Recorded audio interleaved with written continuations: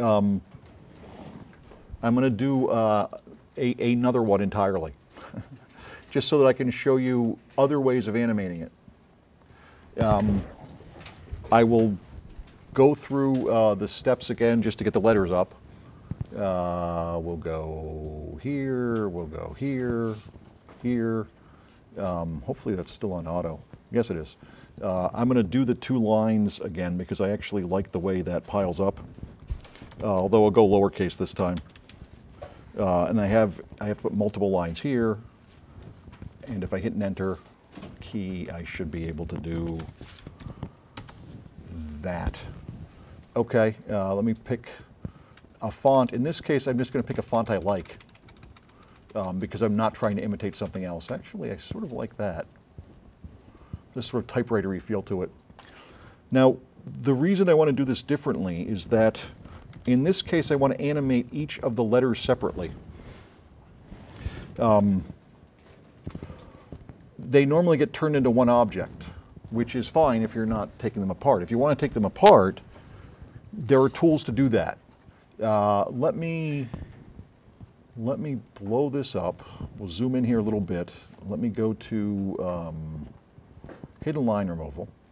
I'll give us some more detail. And you see the whole real estate issue. Screen real estate. The more of it you have, the better. You know, I'm not in the wrong thing here. Or I have to hit Alt and Enter to bring up all my converters again. This is what I want. I want to turn up the detail there and there. And we'll make them slightly longer. Maybe like that. Good. And I don't think I'll do a bevel on it. I don't know that it needs it for this. Now, this is my schematic, right? And I have this one object called polymesh. If I want to break this out, there's a button. Explode curves. When I click it, watch what happens. Okay. Over here, when I hit my A key, we now have a null and we have every character underneath it. If I take that null and move it,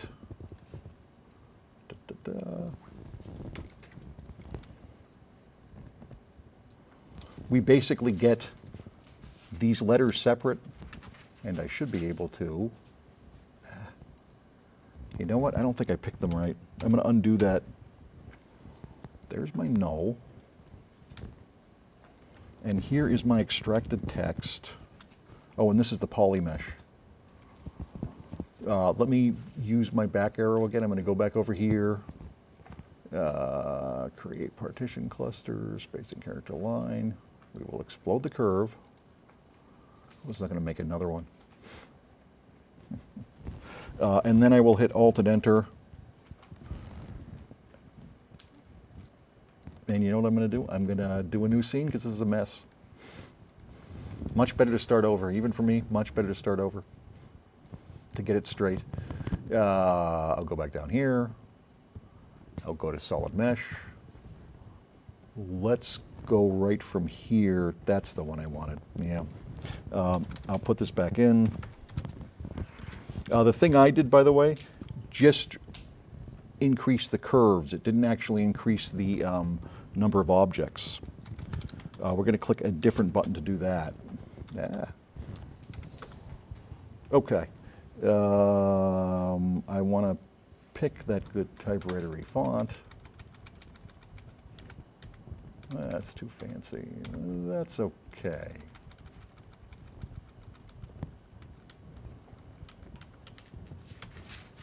I'll live with that. I'm going to change my contours just so we have the detail on the thing. I'll change the width a bit, though I think I lost my, yeah. Extrusion. Let's try some standard unit. Like, is that too much? That might be too much. Yeah, that's too much. We'll try 0.8. Okay, that I can live with. I want to click.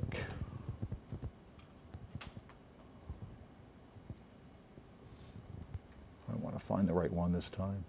General. Explode mesh. Now, over here again, we'll see something similar happen. We have just right now this, and now I'm going to hit explode mesh. Good. This should now be all these separate characters.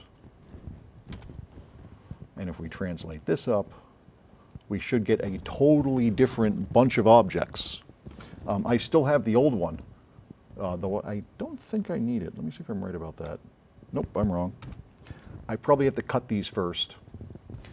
There's a parented relationship here. I'm going to clean this up a little bit, rearrange all a little bit. This null, which has these separate letters underneath it, and you can see when I click them, you see them light up. I have to disconnect this stuff from what made it over here. And now this is one potential problem. If I do this disconnection, I will not be able to modify the font after that. So I'd better be happy with it. And I'm going to say I am. Hidden line removal. Yeah. Although I can also do this. I can also save my scene.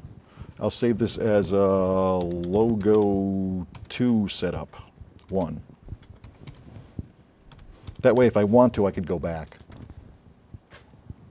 And I am going to cut all this stuff. Help cut it, or am I going to freeze it? Let's try freezing it first. When I freeze it, that stuff should go away. Maybe? Let's try that again. We got you selected. Freeze it. Good. Now it's disconnected. Now I can safely delete this stuff. And what I have is I have individual letters all sitting under a null. Now, let's do something with those. I'll do my same 900 frames. And we'll set up some place for these all to end up. Like that, we'll say. What I want to do is I want to make them all come from all over the place and end up in that position. And the way I'm going to do that is I'm going to do that by animating backwards. I know I want them all to end up here. So I'm going to take their positions, translation, I'm going to select all of them. Everything except the null. I might need my schematic for this. I'll go like that, and I'll go to translate, and I'm going to go on frame 900. You know what? We'll do it a little bit earlier. We'll do it by frame 720, let's say. That gives us some time to read it. Maybe we'll even go to frame 640. I'm going to click this. And what this means is they're all now locked in place. Now, I'm going to go in individually.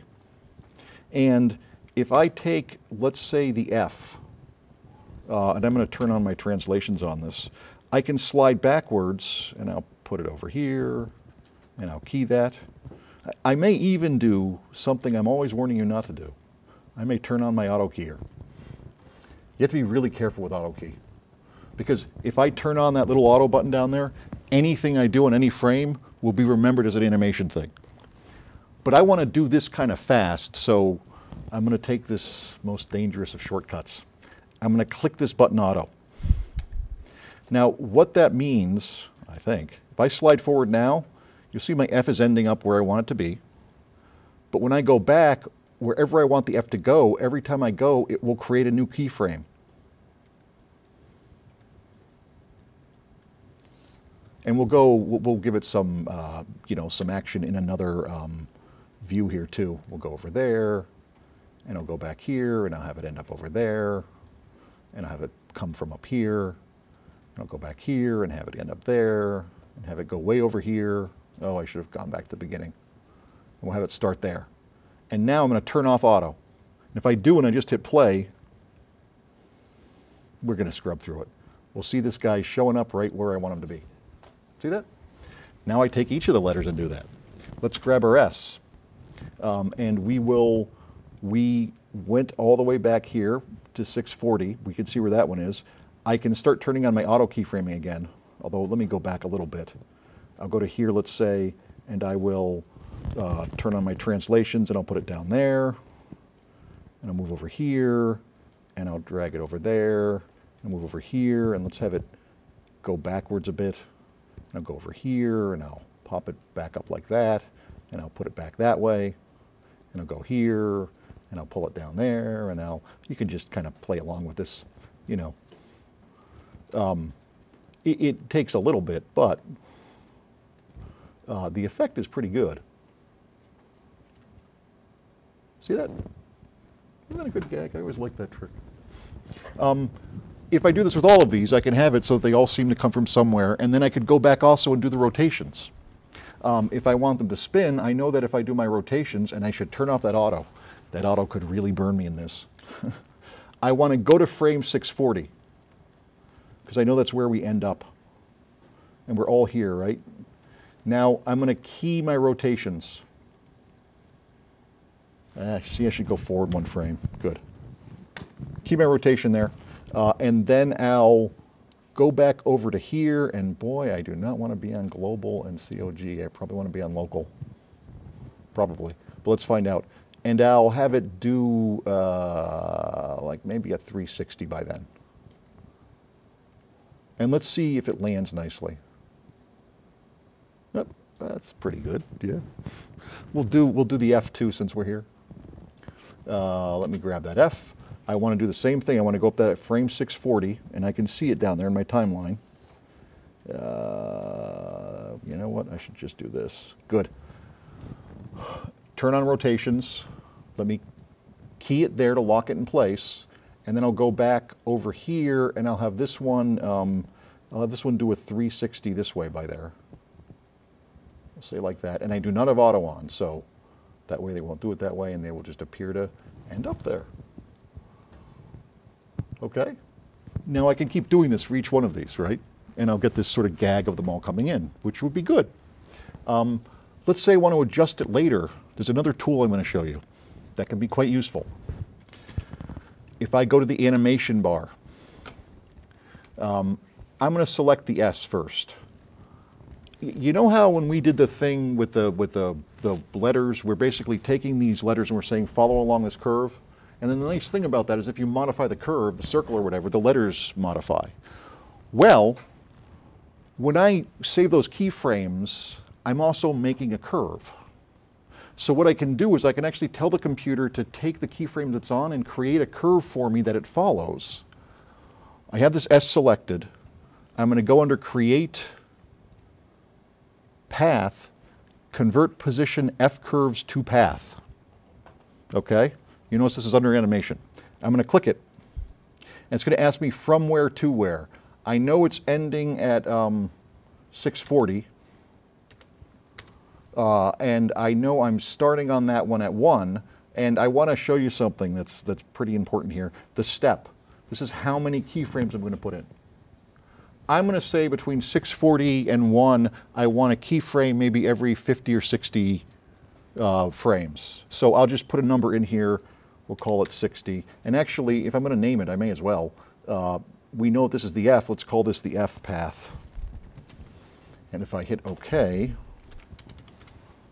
watch what happens. OK. I now have this, although I have another problem, which I'll have to address. My rotations. Yeah, that's my fault. It's fixable, luckily, in many ways, not the least of which is to use Control-Z. The other one is that I can remove, you know what, I think I did the S, actually. I can, well, actually, you know, a nice, easy way to do it? This is now attached to this curve. So if this curve ends up where I want it to, I can get that right back where I want. That's actually a really easy way of doing it. I'm going to do it that way. I'm probably going to get burned by that later, because you always do, you know. But since it's attached to it, it will now follow that. And since this is a normal curve, if I hit my M key, I can modify where this thing goes. So if it's back here, and I say I really want it to be over there, you see how it changes where it is? Because it's attached to the curve. See that? So now when we run that animation, you'll see it following that and coming along, and everything's kind of coming in and doing that. Okay, these are some more advanced animation techniques, guys.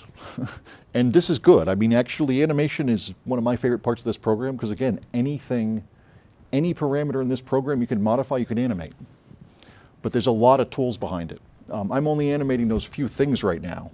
Let's select them, and I'll show you our animation editor, which is this thing here. This is the curve editor. And you'll see it's starting to look a little crowded. I'm going to show you just a couple things in here, and then we'll stop. Although you'll have to work more on it, obviously. This is basically my timeline and every parameter I've animated in one window. And anything I animate can be a two-dimensional curve. Time goes this way, and degrees or color or distance or anything goes over here. Now, because of that, I can view these like spline curves like I do anywhere else. One of the problems is that we have some things that go between 0 and 1 and some things that go between 0 and 400, so you can't see them well. If I want to see them in relation, I actually have to normalize them. View, let's see where we have normalized these days. Frame selection, display normalized. Ah, that's the actual stuff that's going on there. And the reason is if I pick this, it will go between 0 and 1. And if I pick this, or something else, hopefully, it will go between a much greater value somewhere in here. But this shows me things in more relation. And this is editable. I know that this is the frame where they all end up at. So if I want to modify things, like let's say I wanted this to happen at a later time, I can select all these keyframes like that, and I can say, let's make this animation end at 800 instead, by just pulling them down like that. And you see the S isn't going because the S is still on that path, but we can modify that path separately later. The path has a constraint. The constraint is dictating what it's doing, but even that, that very constraint has a, you know, let me roll down there. I'm going to grab this S. This is my character S. This is my kitty constraint. This is it going along that path. And I only know that because it says that path constraint there. So I can say by frame 600 here, when we're done, I could move this keyframe. Let's try it this way. I'll push this keyframe here. I'll push this keyframe here. Will you let me move that keyframe? Maybe it won't. I wonder if it won't let me move a constrained keyframe. I bet you it will. I just have to figure out how. I'm going to just, on this parameter here, right mouse it, and I'm going to go to the animation editor there, which is the same thing, but will hopefully give me better control of it. The fact it's grayed out worries me a little. There's probably something about it I have to say, you know, let me start animating you. Oh, there we go. Let's see if I can grab this last one and push it down. There we go. Now that will end up down there much later. See? So understanding these things can help a lot. Think about all the movies and all this stuff you've seen. All of it's animated this way. There's people in curve editors, there's people doing translations, rotations, scaling, all this stuff all over the place to get all of that happening. Even that first Universal logo we're looking at, all of that. The lighting, the coloring, the way the characters are moving, the way the camera's moving, this is all people piling this stuff up and doing these techniques to get them to do what they want them to do. Okay, I'm going to